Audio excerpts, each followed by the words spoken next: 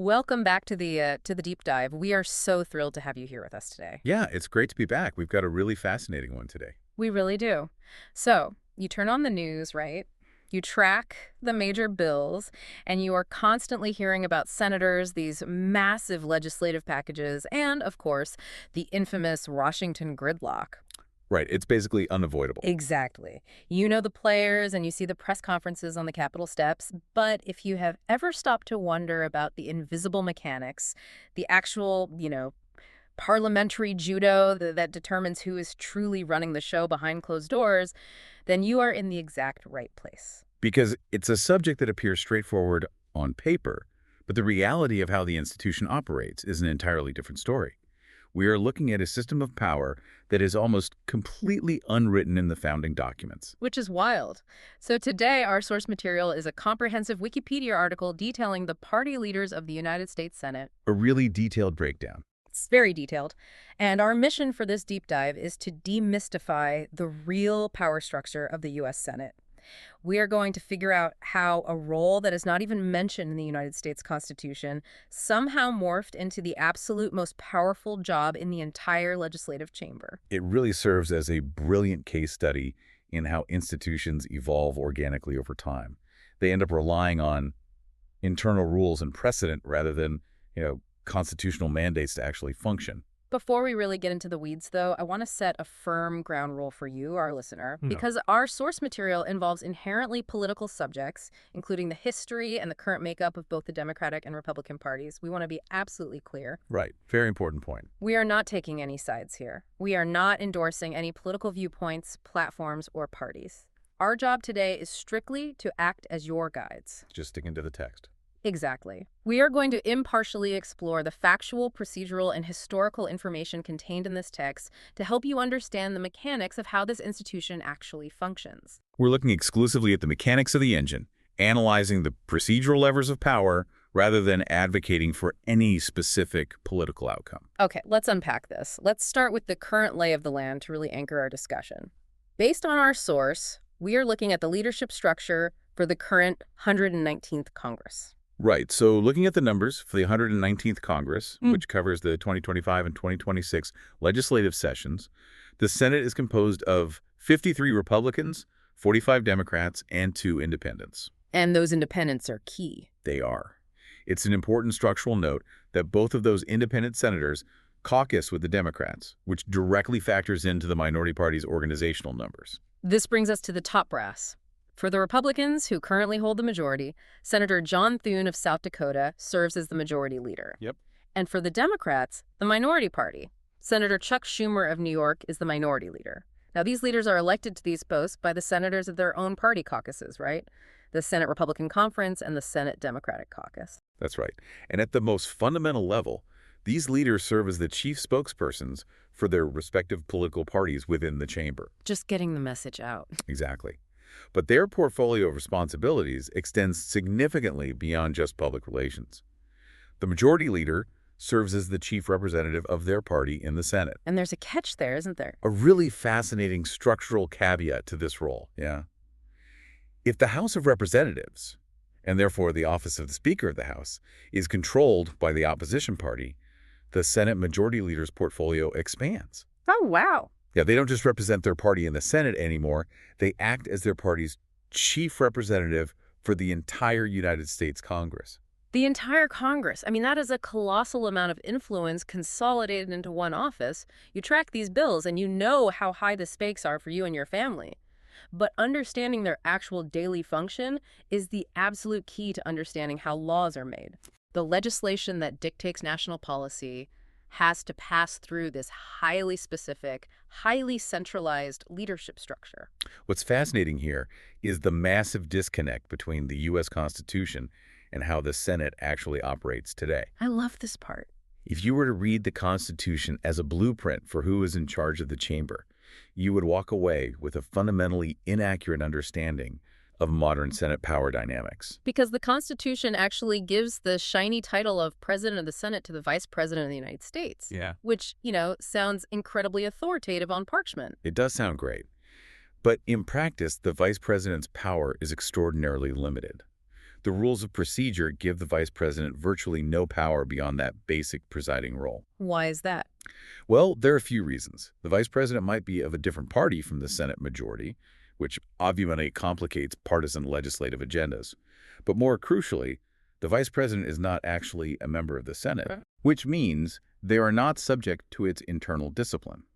Because of this, their only substantial functional power is casting tie-breaking votes when the chamber is deadlocked. But the framers did build in a backup plan. They did. The Constitution calls for a president pro tempore to serve as the presiding officer when the vice president is, as you'd expect, invariably absent. Right. The source notes that, customarily, this role is given to the most senior, meaning the longest-serving senator in the majority party. It is a title of massive respect. It's a highly respected honorific, yes. Yeah. But it does not equate to daily operational control. The reality of the Senate floor is quite tedious. Very tedious. Neither the vice president nor the longest-serving president pro tempore actually sits in the presiding officer's chair to manage the floor on a daily basis. No, that day-to-day grunt work of managing the floor is customarily pawned off on the junior senators from the majority party. I mean, you can tune into C-SPAN late at night and see some freshman senator stuck in the chair, gavel in hand, just keeping the lights on. Exactly. And this delegation of the presiding officer's duties created a very real structural dynamic over the decades. How so? Well, the vice president has no actual procedural power, and the president pro tempore largely treats the role as a ceremonial honorific, delegating the daily tasks away. This dynamic left a massive power vacuum at the heart of the chamber. And nature abhors a vacuum. It really does. And so does the legislative branch. Someone has to actually direct the traffic and run the room. So that vacuum was filled by the majority leader. Precisely. In practice, it is the majority leader who manages and schedules all the executive and legislative business of the Senate.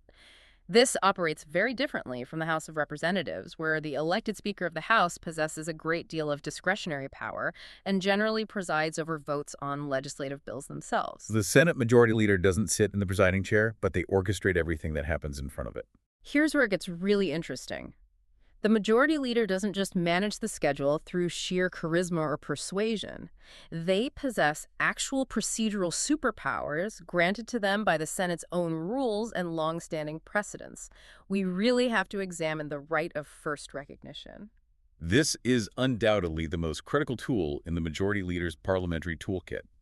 It stems from a precedent established in 1937. Okay.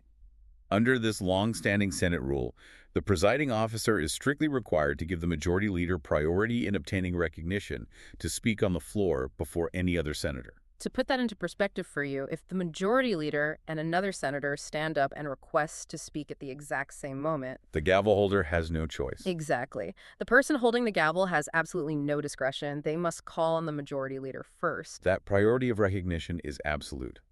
Motions or amendments introduced by the majority leader are granted precedence over motions introduced by any other senator. And that leads to control. Total control. This seemingly simple speeding priority translates directly into ultimate control over the legislative calendar. Because they get to speak first, the majority leader can make a motion at any time to proceed to the consideration of a bill on the Senate calendar. And that calendar contains almost exclusively bills that have already been favorably reported by the committee they were assigned to. So the majority leader makes the motion to proceed. Right. This motion can be agreed to either by unanimous consent or by invoking cloture, which, as you know, is the procedural vote to overcome the 60-vote filibuster threshold and force a final vote. Now, theoretically, the rules allow any single senator to introduce a motion to proceed. Theoretically, yes. But conventionally, no senator other than the majority leader actually attempts it. It is a rigidly enforced, unwritten rule that grants one individual immense gatekeeping authority over the entire legislative agenda. It's staggering. And this right of first recognition also facilitates another really powerful tactic. The source details a practice known as filling the tree. Oh, filling the tree. Yeah, which is a procedural maneuver used by the majority leader to completely block the consideration of any outside amendments. You hear the phrase filling the tree thrown around on cable news, but functionally, it is a brutal parliamentary maneuver. It really is. The Senate rules dictate a strict limit on how many amendments can be pending simultaneously. Because the majority leader is guaranteed to be recognized first, They simply introduce a rapid-fire sequence of their own placeholder amendments until every single available parliamentary slot is occupied. It completely freezes the floor. The leader utilizes all available parliamentary slots, meaning no other senator from the minority or even their own party can introduce their own amendments. They're procedurally locked out. Locked out completely. This maneuver provides the majority leader with incredible control over what the final text of the legislation actually looks like. And beyond controlling the floor, they also control the internal career trajectories of the senators themselves, don't they? Oh, absolutely. The majority leader decides which members get to fill the committee seats that are reserved for the majority party. And committee assignments are the lifeblood of a senator's influence and fundraising ability. Because members deeply desire those favorable committee assignments, they are heavily incentivized to follow the instructions and legislative strategy of the majority leader. They have to fall in line. Right. Consequently, members rarely try to place bills on the Senate calendar without the explicit consent of the leader. To do so would be to risk their own internal standing. So when you're watching the news and you wonder why a highly debated, incredibly popular bill is just sitting untouched, gathering dust instead of getting a vote, it is very often due to this immense, concentrated gatekeeping power of this single leader. They hold the keys to the floor and the keys to the committees. It is a breathtaking consolidation of power. However, the leader does not manage this entire apparatus entirely alone. There is a robust supporting structure. Which brings us to the number twos, the whips. The whips. The assistant majority and minority leaders are the second-ranking members of each party's leadership. In the current 119th Congress, the Republican majority whip is Senator John Barrasso of Wyoming, and the Democratic minority whip is Senator Dick Durbin of Illinois. Whips are essentially the premier vote gatherers for their respective parties. Gathering votes on major issues is their primary mandate. Yeah. They are tasked with taking the temperature of the caucus, identifying exactly who is voting yes, who is firmly voting no, and who requires political convincing or negotiation to get on board. It's a lot of wrangling. A ton of wrangling. But there's another critical function here. As the second-ranking members of the leadership, if the floor leader is absent from the chamber, the whip is empowered to step up and become the acting floor leader. Assuming all those powers of recognition we just talked about. Exactly. They also manage a sprawling whip operations team to get this done. The source mentions the chief deputy whips. Currently, the Republican chief deputy whip is Mike Crapo of Idaho, and the Democratic chief deputy whip is Brian Schatz of Hawaii. They act as the operational heads of these teams, assisting the primary whips in tracking and wrangling those crucial votes. The modern leadership structure is a highly organized, heavily centralized apparatus. But if we trace the history detailed in the text, we see that the Senate operated in a surprisingly messy, decentralized manner for a very long time. Very messy. Originally, there was no formal leader at all. For decades, the Senate was unofficially led by influential committee chairs, or simply by individual senators who happened to possess great wealth, seniority, or undeniable eloquence. Just sheer personal gravity. Exactly. The source specifically points to figures like Daniel Webster and Nelson Aldrich as examples of these early unofficial power brokers who swayed the chamber through sheer personal influence. The transition to formal leadership was a slow evolution. By at least 1850, the parties began naming chairs for their conferences and caucuses. Okay. But those chairs carried very little actual authority over their peers. The modern floor leader positions eventually evolved out of that modest conference chair position. And the timeline of formalizing this structure reveals a lot about the institution. The Democrats were the first to formally elect a floor leader in 1920 when they were in the minority. That was Oscar Underwood of Alabama. Yep. However, unofficially, the Senate website identifies John W. Kern of Indiana as the first Senate party leader, serving from 1913 to 1917. The Republicans adopted the formal structure shortly after. In 1925, while they were in the majority, Charles Curtis of Kansas became the first official Republican majority leader. Right. Similar to the Democrats' timeline, his immediate predecessor, Henry Cabot Lodge of Massachusetts, is considered the first unofficial Republican leader. But simply adopting the title of leader did not magically grant them the procedural superpowers we discussed earlier. Far from it. Despite the creation of this new formal leadership structure, the early Senate leaders had virtually no institutional power. Why was that? A major contributing factor was that the parties themselves were highly fractured.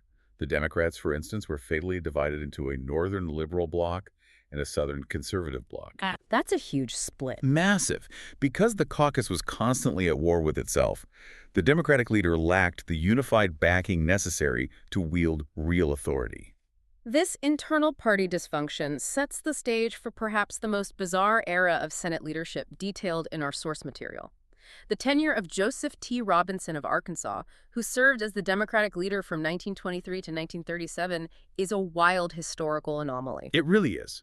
Robinson's approach to legislative leadership was entirely unique and ran completely counter to our modern understanding of partisan dynamics. He was the Democratic leader, but he firmly believed his fundamental responsibility was not to lead the Democratic opposition. No. It was to work the Senate for the benefit of the President of the United States. And he held this belief regardless of the president's actual political party. During the 1920s, the White House was occupied by Republicans, specifically Calvin Coolidge and Herbert Hoover. Right. Robinson, as the leader of the Democratic Party in the Senate, actively and aggressively assisted these Republican presidents in passing their Republican legislative agendas. He essentially operated as the floor manager for his political opposition.